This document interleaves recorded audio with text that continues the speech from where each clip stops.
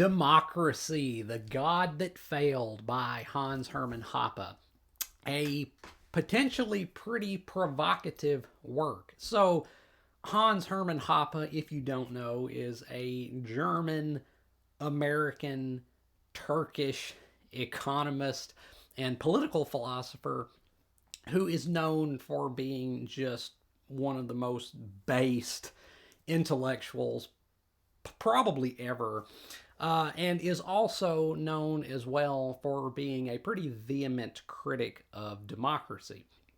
And such criticisms of democracy are what form the content of this book, Democracy, The God That Failed. So, as I said, this book has the potential to be perhaps somewhat incendiary because democracy in the present day is largely regarded as this like sacrosanct thing which is beyond reproach or criticism. But Hoppe really goes after it in this book. And I have to say, I personally found this book quite stimulating. It says a lot of things which I think are quite astute, but it also does say some things which I think are perhaps questionable, at least.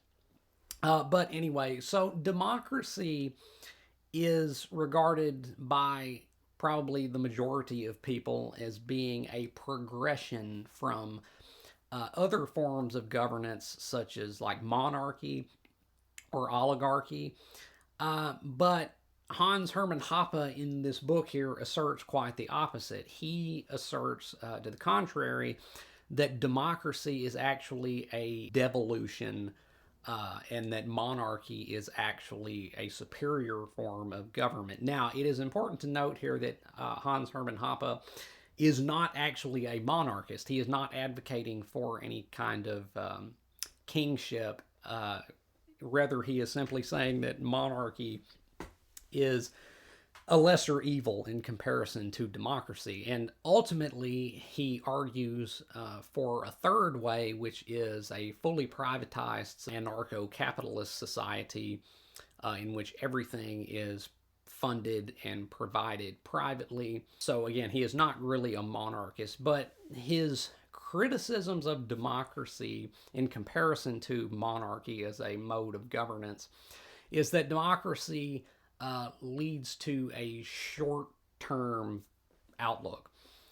That since no democratically elected official has a lifetime tenure in power, that these caretakers, these stewards of government, will therefore be incentivized to take a shorter run approach to governing a nation because they're going to be out of office in a few years.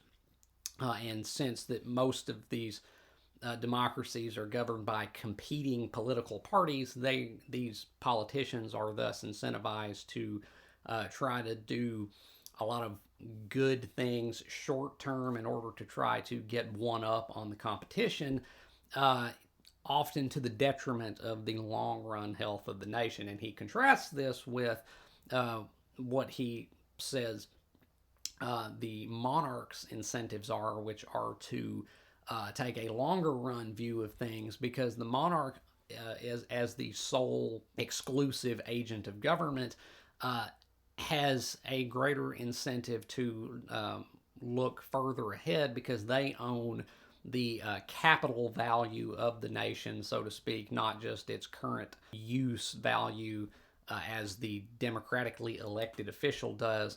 So the monarch, in theory, will be able to have greater foresight and plan ahead rather than just do short-term things to gain favor, which ultimately have the potential to cause harm down the road. Now, as I said, I think this book is in many ways very astute, but there are also some things in here that I found questionable, and this would kind of be one of them, because Hoppe's method of argumentation in this book is very, very rationalistic. it's basically just kind of like pure theorizing.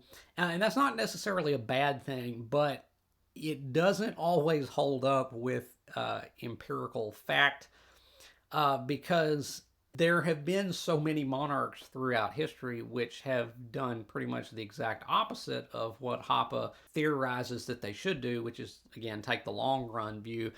Because Charles V, Henry VIII, I mean, these people like bankrupted their countries because they kind of took such a short run view of things. And so I think that uh, him asserting that a monarch is naturally inclined to plan ahead and be more responsible in their long term governance is theoretically valid, but historically perhaps not entirely valid. Because again, there have been so many monarchs, such as Charles V and Henry VIII, which have been wildly irresponsible with their nations and the funds of those nations, and have waged a lot of calamitous wars, which did quite a bit of damage. But again, so much of this book is also astute because I think that he's right that democratically elected officials do have a tendency to not look that far ahead. And I think we've seen quite a bit of that in recent years. A lot of our elected officials seem to take a very short term view of the future. And there's such an over reliance nowadays on debt financing, which again, the bill has to be paid at some point. So you're just kind of there. A lot of them are just kicking the can down the road. So future generations will probably be impacted quite negatively by these present policies. So I do think that he is quite on point to criticize democratically elected officials in their mentality for how they approach governing nations and states and whatnot.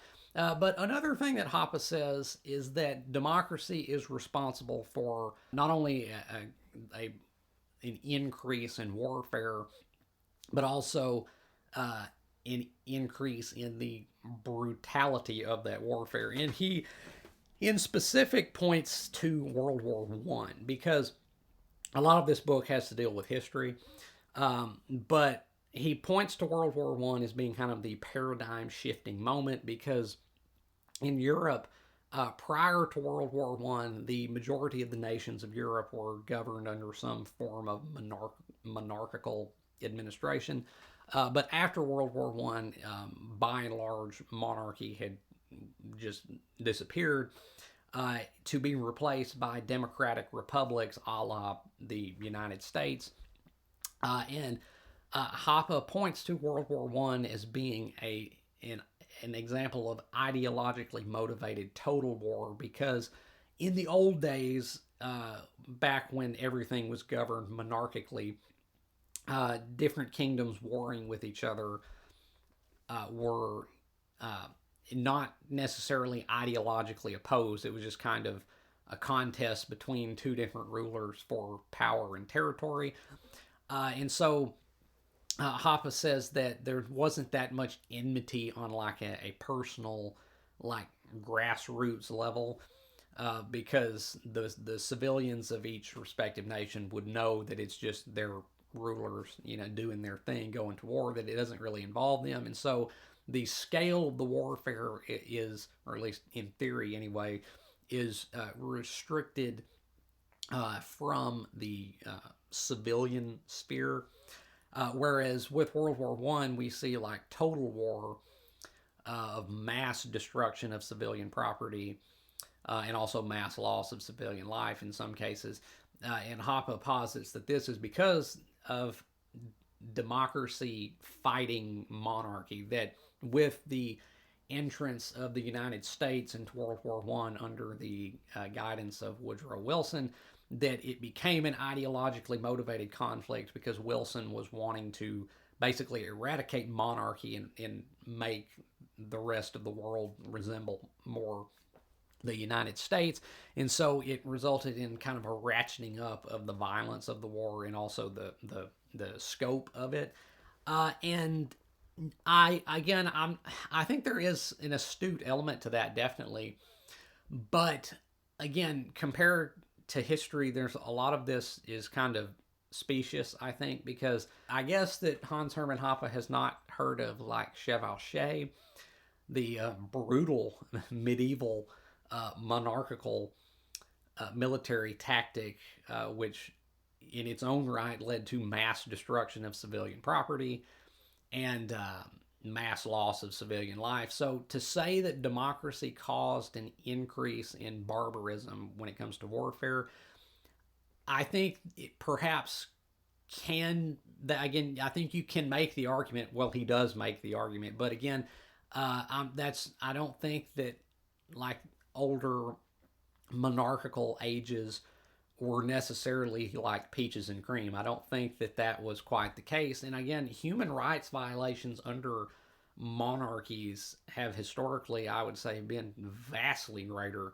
than under democracies. Like, you know, I do think that democracy is not really any particularly great shakes. I think there are a lot of criticisms that you can make of democracy, but we don't really see people being hung, drawn, and quartered, or boiled alive, or skinned alive, or broken on a rack or a wheel, like you did under monarchies. Now, that may just be kind of an issue specific to the time period and the kind of empathetic and philosophical advancement that the Western world had reached at that point. So that perhaps is not necessarily intrinsic to monarchy either. So I think you can make an argument either way there.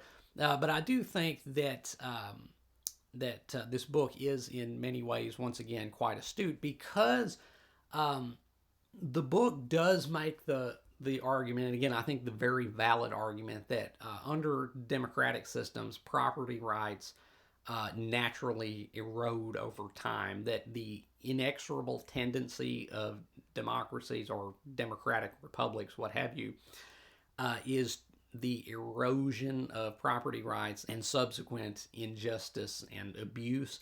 And I think this is where the book is really like spot on, is in pointing out that everything tends towards expropriation and redistribution under democratic systems, because since the government under democracy is not theoretically anyway privately owned, anybody can enter democratic governments in theory anyway. It kind of has the effect of abolishing the notion of privatism in the private sector, so that private property is ultimately infringed upon more and more as time goes on. And this is where I think the book really, really shines. And I would actually like to read some quotes out of here, because there's a chapter in this book. It's called "On the Errors of Classical Liberalism and the Future of Liberty," and this, I think, is the real piece de resistance to this book. This is the book's finest hour, or finest chapter, if you will. And again, on the errors of classical liberalism and the future of liberty, what Hoppe points out is that classical liberalism is kind of ideologically flawed. That there was an internal contradiction to the edifice of classical liberalism. Is funny, because like it's usually Marxism that posits the the internal contradictions of capitalism and whatnot. But Hoppe points out that classical liberalism was flawed ideologically. That there was an internal contradiction to it, because classical liberalism rightly recognized the sanctity of the individual, and that the individual is the baseline atomistic component of society. And from classical liberalism, we get the great things of inalienable rights, as forever immortally embodied in the American Declaration of Independence. Life, liberty, and the pursuit of happiness, or the original Lockean trinity of life, liberty, and property. That's all great, but the problem with classical liberalism is that in trying to make a case for the existence of government, it kind of violated its own principles. And Hoppe explains as such. Again, this is from the chapter on the errors of classical liberalism and the future of liberty. Liberalism's erroneous acceptance of the institution of government as consistent with the basic liberal principles of self-ownership, original appropriation, property, and contract consequently led to its own destruction. First and foremost, it follows from the initial error concerning the moral status of government that the liberal solution to the eternal human problem of security, a constitutionally limited government, is a contradictory, praxeologically impossible ideal. Contrary to the original liberal intent of safeguarding liberty and property, every minimal government has the inherent tendency to become a maximal government. Coming over here to the next page. Moreover, a judicial monopoly will inevitably lead to a steady deterioration in the quality of protection. If no one can appeal for justice except to government, justice will be perverted in favor of the government, constitutions and Supreme Courts notwithstanding. Constitutions and Supreme Courts are government constitutions and agencies, and whatever limitations on government action they might contain or find is invariably decided by agents of the very institution under consideration. Predictably, the definition of property and protection will continually be altered and the range of jurisdiction expanded to the government's advantage. And then coming over here on another later page, we have this rather, again, astute statement regarding the conflict between liberalism and socialism, which is, Hoppe posits, the natural apotheosis of the democratic mode of government. And Hoppe says, because of its own fundamental error regarding the moral status of government, liberalism actually contributed to the destruction of everything it had originally set out to preserve and protect, liberty and property. Once the principle of government had been incorrectly accepted, it was only a matter of time until the ultimate triumph of socialism over liberalism. Thus, liberalism in its present form has no future. Rather, its future is social democracy, and the future has already arrived, and we know that it does not work. Once the premise of government is accepted, liberals are left without argument when socialists pursue this premise to its logical end. If monopoly is just, then centralization is just. If taxation is just, then more taxation is also just. And if democratic equality is just, then the expropriation of private property owners is just too, while private property is not. Indeed, what can a liberal say in favor of less taxation and redistribution? If it is admitted that taxation and monopoly are just, then the liberal has no principal moral case to make. To lower taxes is not a moral imperative. Rather, the liberal case is exclusively an economic one. For instance, lower taxes will produce certain long-run economic benefits. However, at least in the short run, and for some people, the current tax recipients, lower taxes also imply economic costs. Without moral argument at his disposal, a liberal is left only with the tool of cost-benefit analysis, but any such analysis must involve an interpersonal comparison of utility, and such a comparison is impossible, scientifically impermissible. Hence, the outcome of cost-benefit analyses is arbitrary, and every proposal justified with reference to them is mere opinion. In this situation, democratic socialists only appear more upfront, consistent, and consequent, while liberals come across as starry-eyed, confused, and unprincipled, or even opportunistic. They accept the basic premise of the current order of democratic government, but then constantly lament its anti-liberal outcome. So, as I said, I think this book, even though it can be quite provocative because it kind of sets out to tip a rather sacred cow, if you will, it says a lot of astute things. And in particular, that chapter pertaining to the errors of classical liberalism, I think, is where it really shines. And again, Hoppe's thesis here is that the inevitable outcome of democracy is for the erosion of private property rights and thus infringements against the rights of individuals and an ultimate tendency towards collectivism. And I think that's pretty much indisputable, really, or just about so. And so Hoppe's ultimate alternative, as I said earlier, to democracy and monarchy, both of which are systems he um, would say are flawed, some more than others, though, is a fully privatized anarcho capitalist society where the functions which the state currently renders, such as police and military defense, are rendered by private insurance agencies, and individuals are allowed to discriminate based upon their own preferences as regards who they live with and what types of behaviors are allowed. This book is also potentially controversial for other reasons because the views that this book kind of espouses regarding things such as multiculturalism, as well as certain current social practices, are perhaps a little bit liable to ruffle some feathers, I'll say, but I won't go into that so much. But anyway, so that is Democracy, the God That Failed by Hans-Hermann Hoppe. This book is, once again, very stimulating, and it really does make quite a case, even though a lot of the things that it says are, again, at least questionable.